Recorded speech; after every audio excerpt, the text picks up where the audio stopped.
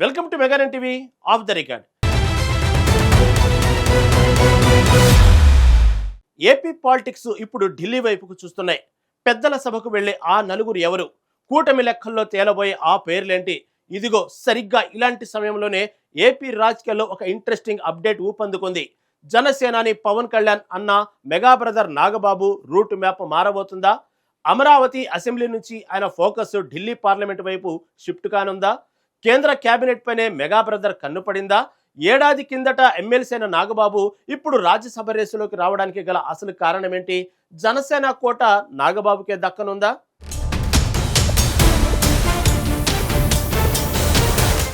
ఏపీలో రాజ్యసభ ఎన్నికల సందడి మొదలైంది. నలుగురు సభ్యుల పదవీ విరమణతో ఖాళీ అవుతున్న స్థానాల భర్తీకి నోటిఫికేషన్ రానుండడంతో పొలిటికల్ హీట్ ఒక్కసారిగా పెరిగింది.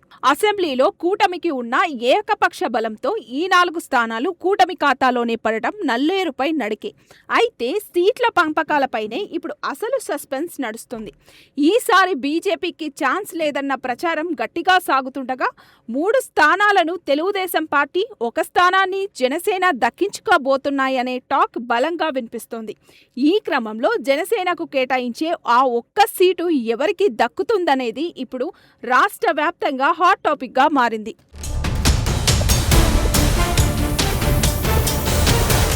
జనసేన తరపున తొలిసారి రాజ్యసభకు వెళ్లే ఆ అదృష్టవంతుడు ఎవరు?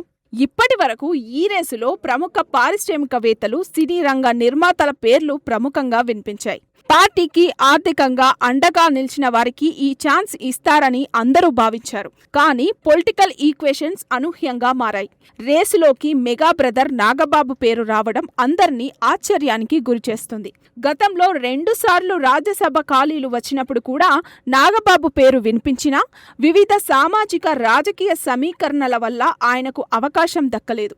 కానీ ఈసారి సమీకరణలు నాగబాబుకు అనుకూలంగా మారుతున్నాయనే చర్చ నడుస్తోంది.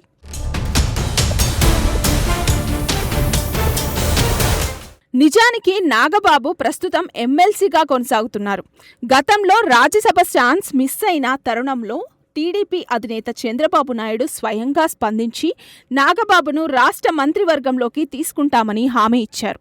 అందుకనుగుణంగానే గతేడాది మార్చిలో ఆయనకు ఎమ్మెల్సీగా అవకాశం కల్పించారు. అయితే ఎమ్మెల్సీ సీటు దక్కి ఏడాది దాటినా ఇప్పటి వరకు మంత్రివర్గ విస్తరణ జరగకపోవడంతో నాగబాబుకు మంత్రి పదవి దక్కలేదు. త్వరలో జరగబోయే మంత్రివర్గ విస్తరణలో ఆయనకు చోటు ఖాయమనే ప్రచారం ఉన్నప్పటికీ నాగబాబు ఆలోచనలు మాత్రం ఇప్పుడు వేరేలా ఉన్నాయని గుసగుసలు వినిపిస్తున్నాయి.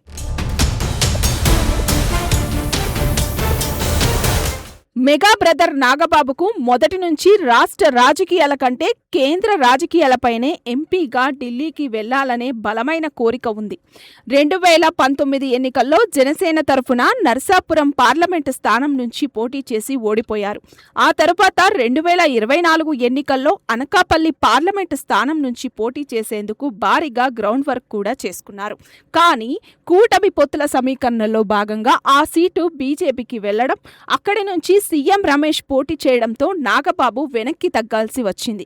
పార్టీ కోసం, కూటమి ధర్మం కోసం నాగబాబు తన సీటును త్యాగం చేశారు. అప్పటి నుంచి ఎంపీ కావాలనే తన కోరికను ఆయన మనసులోనే దాచుకున్నారు.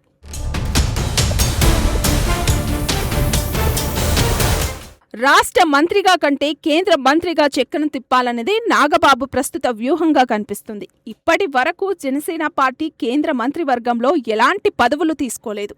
ఒకవేళ నాగబాబు రాజ్యసభకు ఎన్నికైతే జనసేన కోటాలో ఆయన కేంద్ర మంత్రివర్గంలోకి వెళ్లే అవకాశం ఉంటుంది.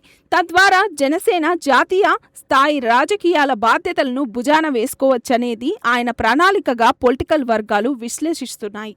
కేంద్రంలో పార్టీ వాయిస్ బలంగా వినిపించాలన్నా, పార్టీ జాతీయ స్థాయి లైమ్లైట్లో ఉండాలన్నా నాగబాబుకు రాజ్యసభే కరెక్ట్ ఆప్షన్ అని భావిస్తున్నారట.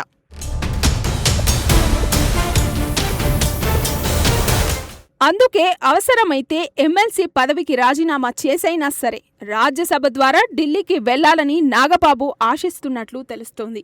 మరి ఈ ప్రచారంలో ఎంత వాస్తవం ఉందో, జనసేన పవన్ కళ్యాణ్ నిర్ణయం ఎలా ఉండబోతుందో తెలియాలంటే మరికొద్ది రోజులు ఆగాల్సిందే. పెద్దల సభకు వెళ్లే ఆ నలుగురు ఎవరు? జనసేన కోట మెగా బ్రదర్కు దక్కుతుందా? నాగబాబు ఢిల్లీ ప్లాన్ సక్సెస్ అవుతుందా? రాష్ట్ర రాజకీయాల నుంచి ఆయన కేంద్ర రాజకీయాల వైపు అడుగులు వేస్తారా? ఈ ప్రశ్నలన్నింటికీ సమాధానం దొరకాలంటే కూటమి అధికారిక ప్రకటన వచ్చే వరకు వేచి చూడాల్సిందే.